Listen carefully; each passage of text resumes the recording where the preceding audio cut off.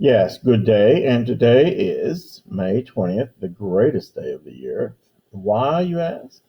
Because it is the anniversary of that guy's birth.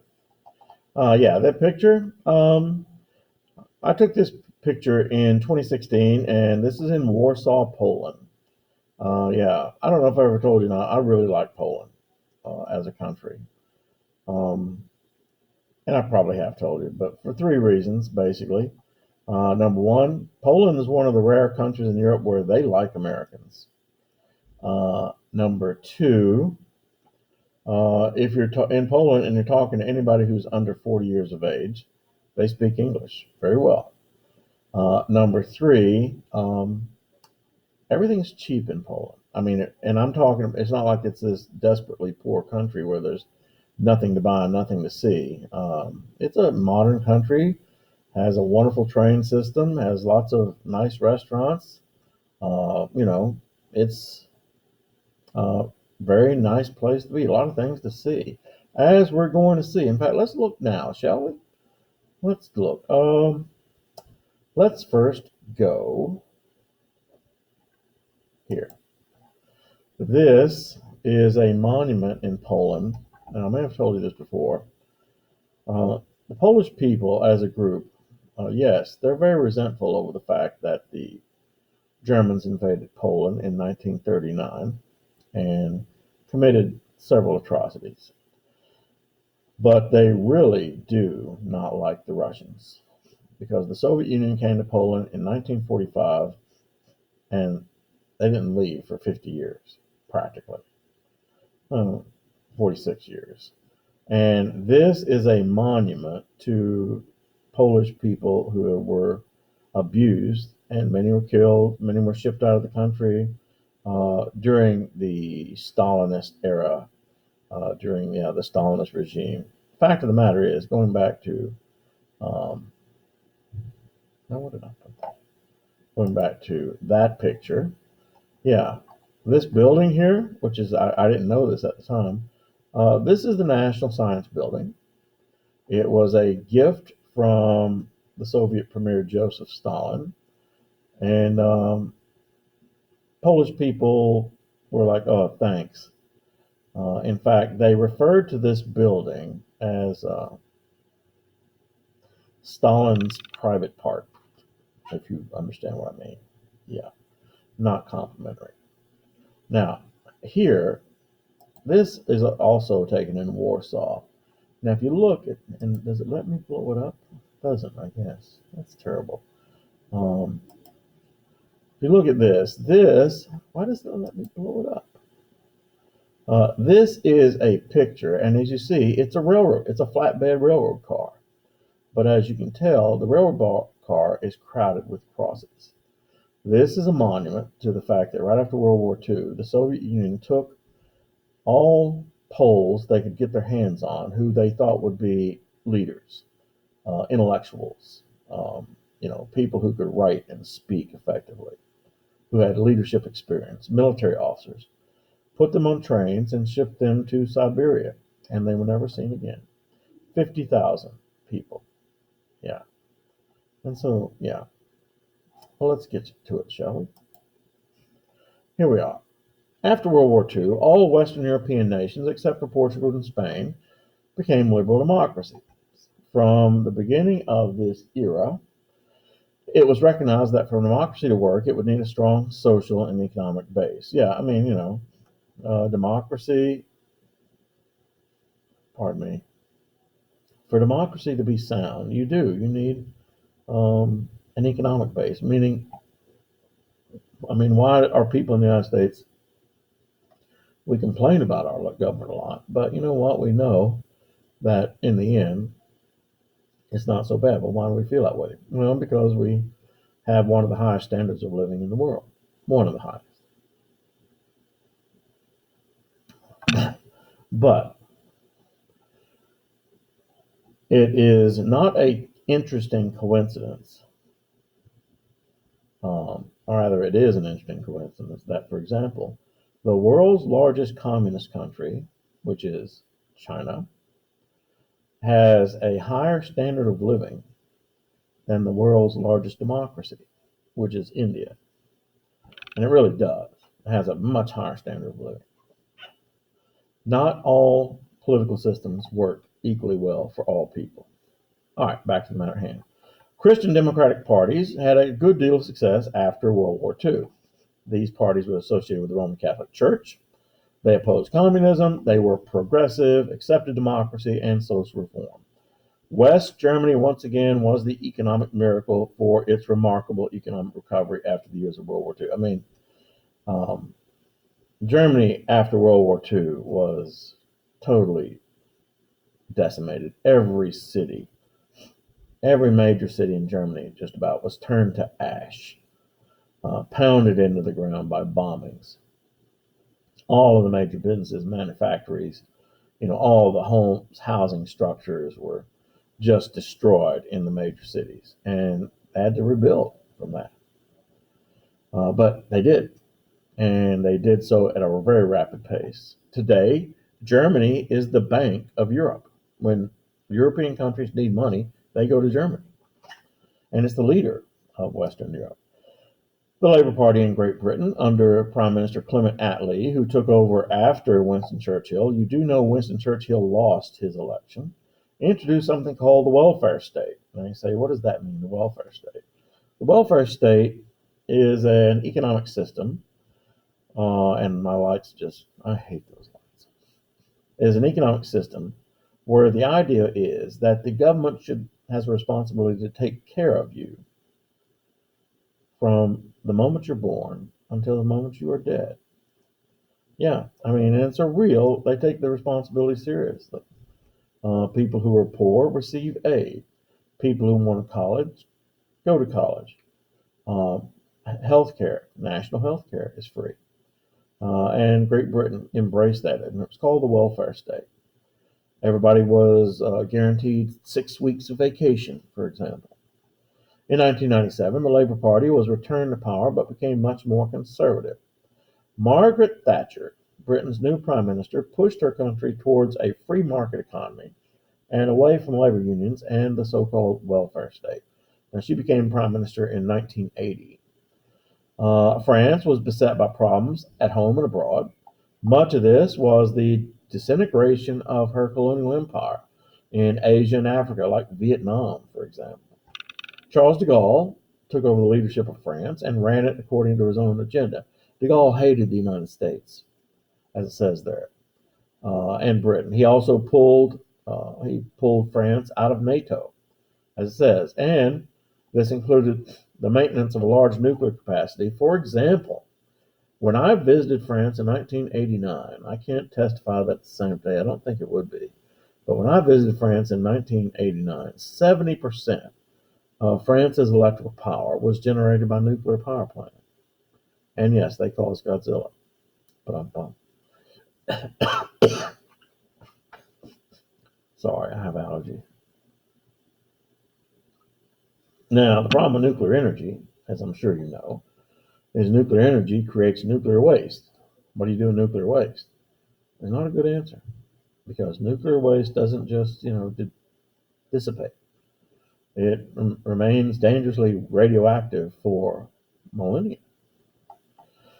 This also included the ultimate withdrawal from NATO. Charles de Gaulle created a government called the Fifth Republic in 1968. He had to rally to hold on to power, and then he resigned in 1969. And the French government continued under leaders like Valéry Giscard d'Estaing and François Mitterrand. Roman numeral 24. European cooperation in the latter part of the 20th century has been pursued most successfully in the realm of economics. What we're going to end up talking about here is something called the EU, the European Union. Now, look at all of these states here in Europe. The ones that are here in the I guess you'd call that a brighter gold, the tan here, these are the original members of the European Union. Now, you say, Ireland, yes. Now you say, well, big deal. What does that mean? It means that if you travel between any of these countries, you don't need a passport. And by the way, these are the original members. Those in the dark gold are more recent members. Here, Britain, as you know, just dropped out. But yeah, it means that as you travel across Europe, you don't need a passport. It also means that if you live in one part of Europe and want to work in another, for example, in, in the tourist areas, Western Europe is a tourist trap, but a lot of Eastern Europeans go to Western Europe to work, earn livings, go back, go back. Happens again and again. It also means that as goods pass from one European country to another, they don't charge taxes. It's a way of encouraging trade. And so, yeah, that's what we're eventually going to talk about. So, the coal and steel community is where it began. It was a giant success in enlarging the production capacity of the involved countries. There were 6 countries involved in the original coal and steel community: Germany, France, the Netherlands, Belgium, Luxembourg, I believe, um, Sweden, and Norway. And they said, wow, this economic cooperation thing works really well. And so after that, they formed another organization to promote economic cooperation called the European Market. Forgive me, I'm going to blow my nose here in a minute so I can keep talking.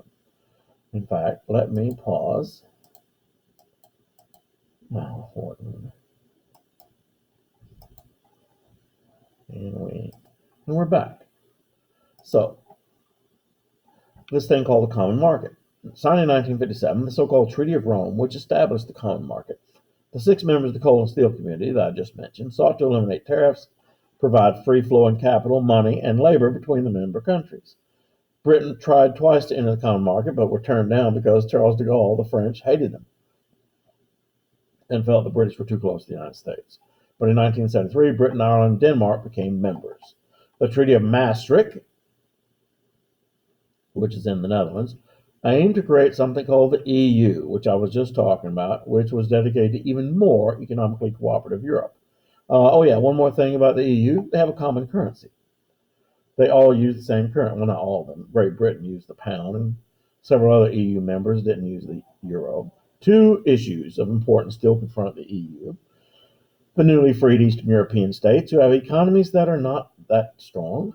Another concern is Germany. People are still suspicious that since Germany was reunited back in 1989, that they are Germany after all. Under Leonid Brezhnev, the Soviet Union became increasingly repressive at home. Alexander Solzhenitsyn was expelled.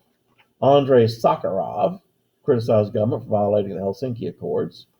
Brezhnev, through maneuvering in the government, became the most powerful leader in Russia since Stalin. Brezhnev did, however, try to maintain a workable relationship with the Americans in something called détente. Now, that's a good word.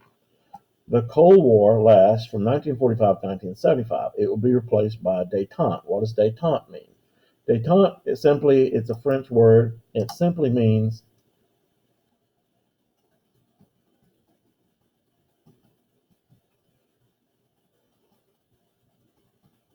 peaceful coexistence.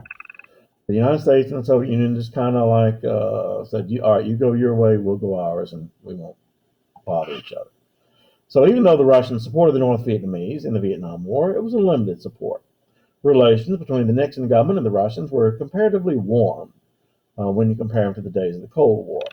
Even though the Soviets were warm to the U.S. on the surface, they were still stockpiling nuclear weapons, increasing the military, which put a giant drain on the economy. There was an old saying that said, it was quite accurate. The Soviet Union had a first-class military and a third-world economy. Yeah, you could go to the Soviet Union. They had, more nuclear weapons than anybody in the world, including the United States. But you couldn't buy a loaf of bread in a store or a pair of jeans. Gerald Ford and Leonid Brezhnev signed the Helsinki Accords, which basically recognized the Soviet Union's right to Eastern Europe, but also included statements regarding human rights that the Soviets were supposed to observe. But in 1979, the Soviet Union invaded Afghanistan. Yeah. And President Jimmy Carter responded sharply. Maybe now we wish we hadn't have. The United States Senate, for example, refused to ratify the latest U.S.-Soviet Missile Treaty. Yeah, the SALT II Treaty, Strategic Arms Limitation Talks. And the United States refused to participate in the Moscow Olympics of 1980. Now, the Reagan administration was much more aggressive and hard-line with the Russians than Jimmy Carter had been, in fact. Reagan, however, relaxed the grain embargo, sold grain to the Russians, said, sure, we'll take your money, losers.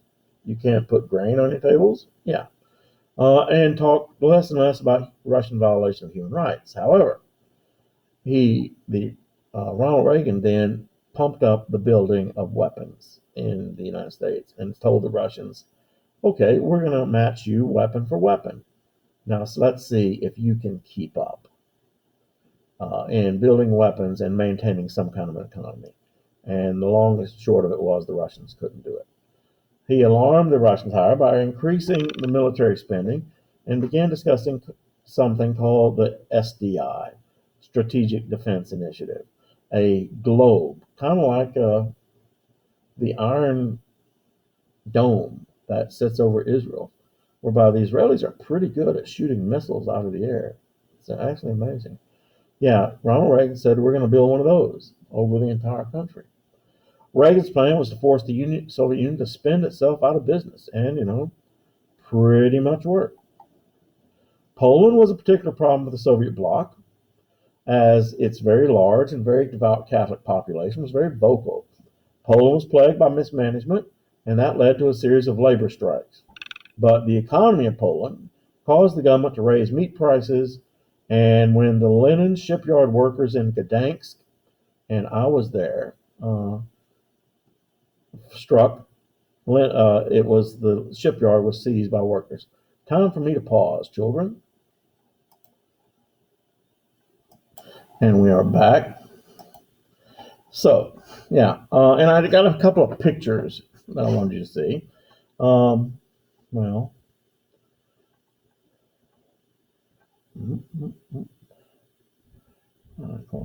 where are those pictures?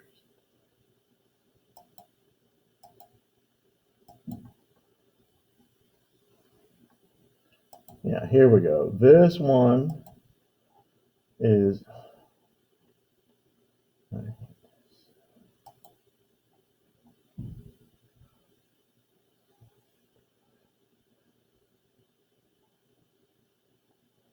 don't need that.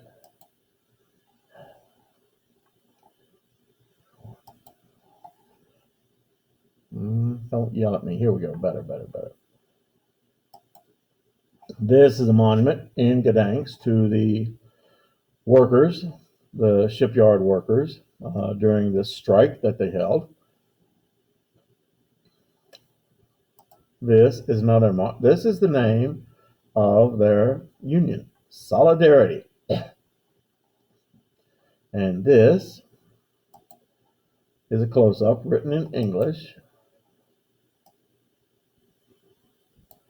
Token of the everlasting remembrance of the slaughter of victims, a warning to rulers, Soviet Union, that no social conflict in our country can be resolved by force, a sign of hope for fellow citizens that evil need not prevail. Good job. So, the Polish courts recognized Solidarity as an independent labor union, and the other changes began to sweep through Poland. In 1981, General Wojciech Jaruzelski became head of the Polish government and moved the army against Solidarity. And so, yeah, the independence movement in Poland got slammed for a while, and Lech Walesa got put in jail for his leadership of the union. And that, boys and girls, is where we're going to end for today. We'll pick up more tomorrow, shall we? Right here. And we're going to